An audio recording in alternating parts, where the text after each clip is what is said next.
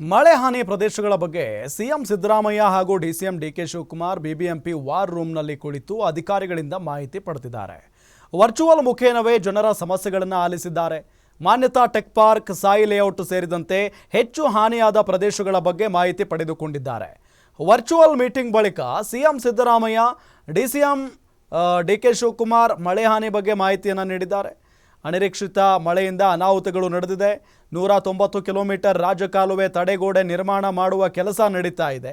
ಇದರಿಂದ ಹಲವೆಡೆ ಸಮಸ್ಯೆಯಾಗಿದೆ. ಸಂಜೆ ಟ್ರಾಫಿಕ್ನಿಂದ ಸಾರ್ವಜನಿಕರಿಗೆ ತೊಂದರೆ ಆಗಬಾರ್ದು ಅಂತ ಸಿಟಿ ರೌಂಡ್ಸ್ ಮಾಡಲಿಲ್ಲ. ಮೇ 21ರಂದು ಮುಂಜಾನೆ ಸಿಟಿ ರೌಂಡ್ಸ್ ಮಾಡ್ತೇವೆ ಅಂತ ಹೇಳಿದ್ದಾರೆ.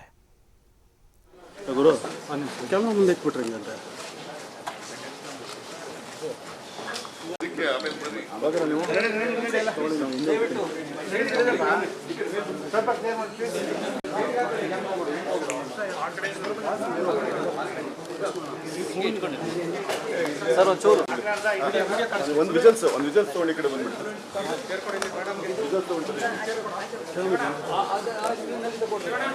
ನೋಡಿ ಸರ್, ಅಲ್ಲಿ ಫಸ್ಟ್ ಫ್ಲೋರ್ ಏನ್ ನಿಂತಿದ್ದಾರೆ ಹೇಳ್ತಾರೆ ಸರ್, ನಾವು ರಿಲೇಟಿವ್ ಮನೆಗೆ ಹೋಗ್ತೀವಿ ಜಾಸ್ತಿ ಅಂದ್ರೆ ಅದರ್ವೈಸ್ ಅವರ್ ವಸತಿ ಸರ್, ಅದು ಕೂಡ ವಸತಿ ready and we are requesting join us.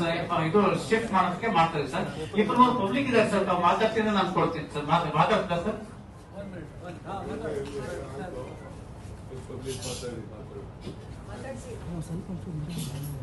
One second, sir. 1 second.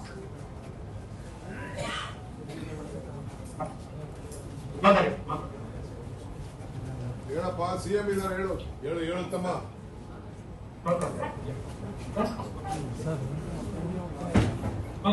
Hello, ಹೇಳು.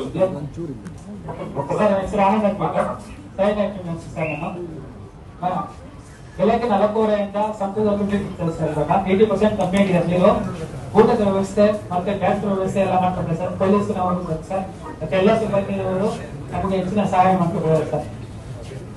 ಸ್ವಲ್ಪ ಇಲ್ಲಿ ಮಳೆ ಬಂದ ಜಾಸ್ತಿ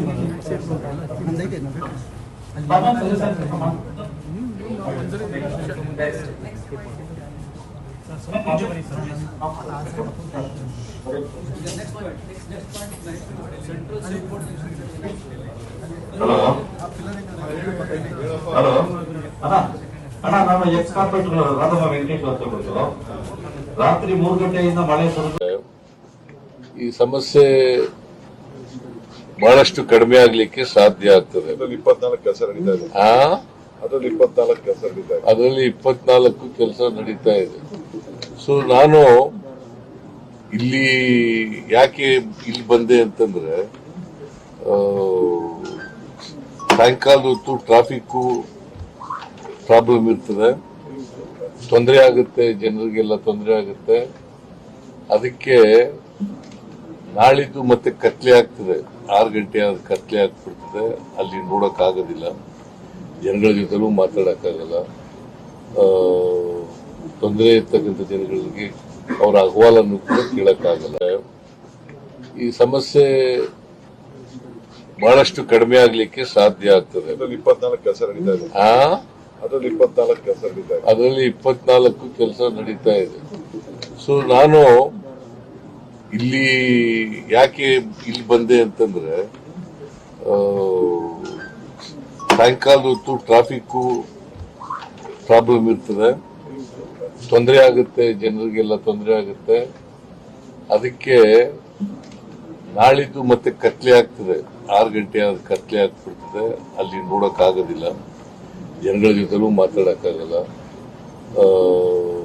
ತೊಂದರೆ ಇರ್ತಕ್ಕಂಥ ಜನಗಳಿಗೆ ಅವರ ಅಹವಾಲನ್ನು ಕೂಡ ಕೇಳಕ್ಕಾಗಲ್ಲ.